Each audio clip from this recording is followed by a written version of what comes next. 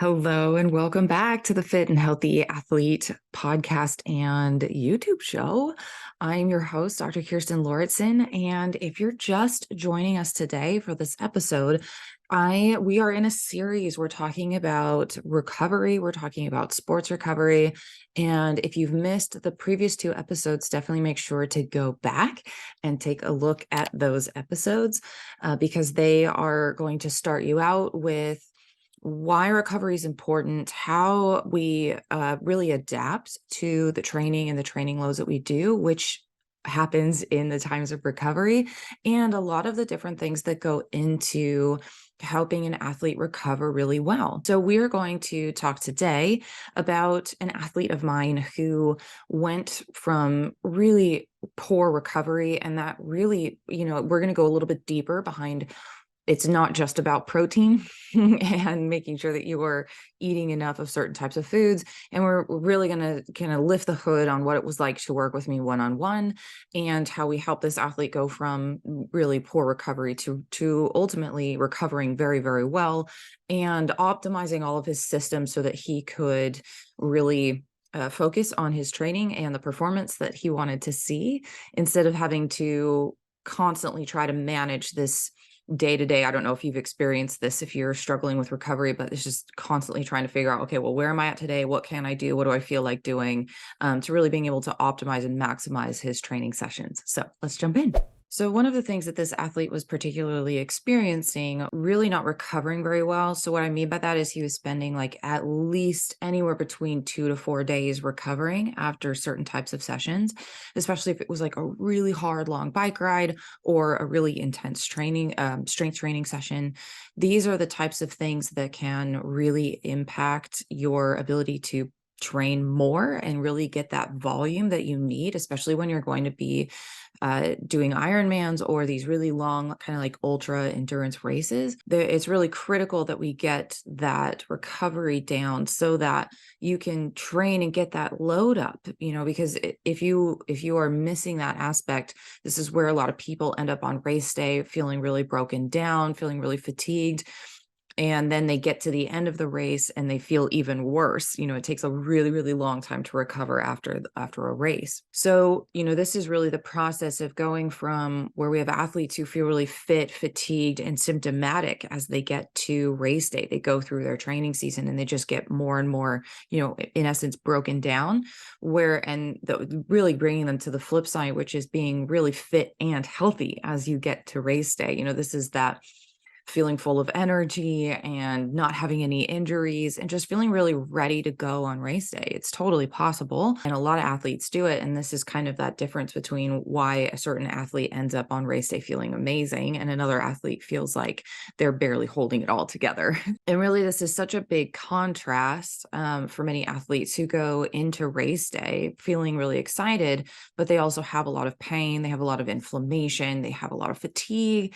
And overall, their body is just showing signs that the load from training and maybe stress of life or other factors has really impacted them. And they haven't necessarily been able to figure out the pieces of how they can optimize all of those things. So as I mentioned, recovery is really critical, right? It's really a big piece for Ironman athletes so that you can get your training load up, through your week so that, you are able to take advantage of that time, get time on your feet, get time on the bike, get time swimming, all of which is really important. But if you're spending so much of that time feeling like you can't push and you can't put extra sessions in, and you might even be skipping sessions because you're so sore afterwards that it's really difficult to get that next session in, we're potentially going to be missing out on a lot. So ultimately what we want is to help you be able to maximize your time in your week so that you can not miss workouts, right? And really get those opportunities to push and to adapt. And this is ultimately what this particular athlete was experiencing who came to work with me one-on-one. And he's given me permission to share some of this. I'm going to keep his name out of it. So one of the things is he had experienced hormone imbalances in the past, which is common for a lot of athletes as they go through their 40s and 50s and start to see kind of life and things start to shift. It also can be due to other things that are going on in the body as well, like inflammation and imbalances in the GI tract. This particular athlete also, similar to me, was an entrepreneur. And so he had a lot of stress from his business, and he also had a lot of stress from life factors, all of which were adding to basically this cortisol dump that was happening in his gut whenever he would increase his training, plus all the things that were happening with life and work. This was just leading to a lot of cortisol being dumped into his GI tract, which then meant that the bacteria there and also how his gut was functioning was not ideal. And then what that ended up doing was it was starting to impact his nutrition. It was impacting his ability to absorb protein as well as those carbohydrates and fats that we need for energy, and also the micronutrients that he needed from his food.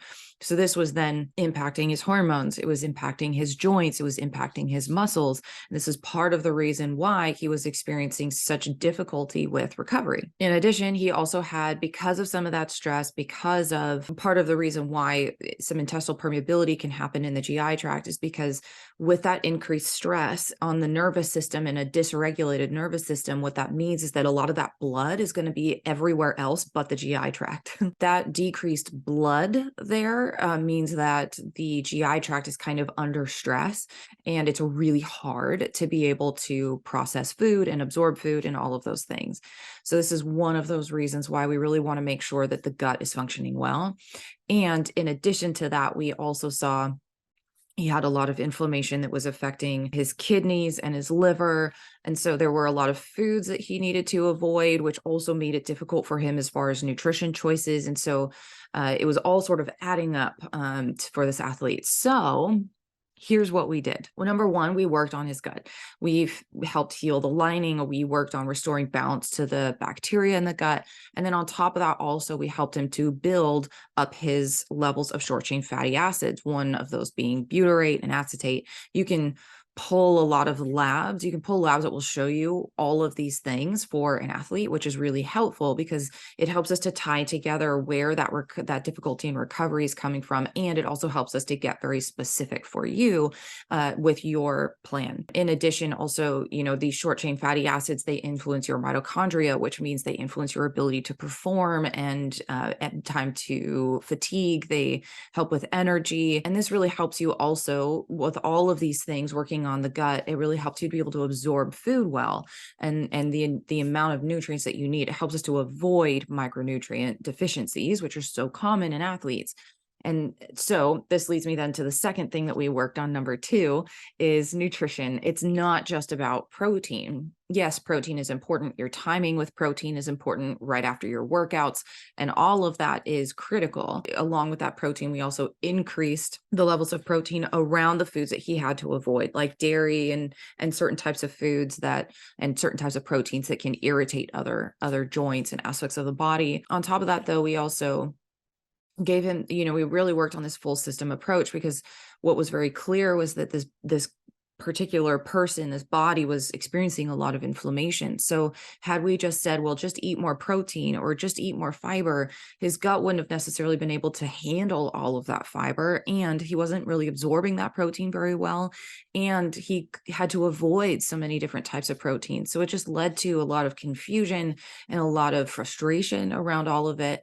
And so this is really where we were able to get this testing that was so very specific. It showed us how his body was ultimately functioning, and that led us to a plan that was very specific for him and that worked really well. And it also incorporated a lot of the things that he could eat. He was able to make sure that he was eating enough of them too. So the third thing we worked on was sleep, and really impacting and working on his quality sleep as well as quantity of hours he was sleeping. But quality is so important. And we also helped him to work on reducing stress. In addition, we also got his hydration dialed in, and that was really impactful for him as far as from cramping goes. A lot of these races happen in the summer, so it's very hot.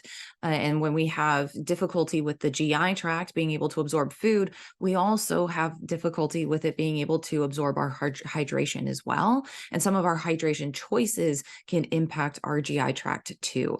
So being able to help him with cramping was really impactful because he was able to get to the end of that race day really feeling like he was able to put everything into it, and ultimately didn't feel like he had to spend a ton of time managing these symptoms from cramping. So if you're looking to make your next year in endurance sports, whether that's Ironman, triathlon, or ultra races, and you really want it to be your best year yet, and you're experiencing or having some sort of issues with poor recovery or symptoms, clear signs of inflammation, maybe you're also realizing that stress and your nervous system being regulated is having an impact, or have really felt like you're barely keeping it all together by the time you get to race day, maybe experiencing a lot of pain or aches and pains or niggles or just a lot of fatigue. This is just one example of a athlete that I've worked with one-on-one that has really, and we took a systemized approach that was also very specific to him, and we were able to optimize both his health and his performance by taking this very specific approach and functional way of looking at how the human body performs and how we also optimize health at the same time. So if you're interested in working one-on-one, you can head to drkirsten.com or come and find me on any of my social media channels that are listed below in the comments. And also you can head to drkirsten.com/finishstrong for a free guide to join my email list, because on that email list, you're going to hear about all of the different offers and things that are coming up, the different programs in this next year. And if you're catching this in future years, you can head to drkirsten.com. They're all there, or join the email list, because this is where I offer a lot of bonuses. I offer a lot of special things to the people that are on my email list that I don't offer to anybody else when programs go live. So make sure to head there. We have 4 different types of mini courses that are coming up this year that you will have access to, and they're on fueling and hydration and really optimizing that for our endurance athletes. We also have a mini course coming up on gut health, as well as a energy and mitochondria, optimizing that so that you can really feel like you are able to perform well, not just in sport, but also in your life. And then we also have a course on optimizing recovery, like we talked about today. So head to drkirsten.com/finishstrong to get on that list so you can learn more, or head to drkirsten.com to go and get into one of those courses if you want to learn more. Okay. Thank you for listening, and I will see you next time. Take care.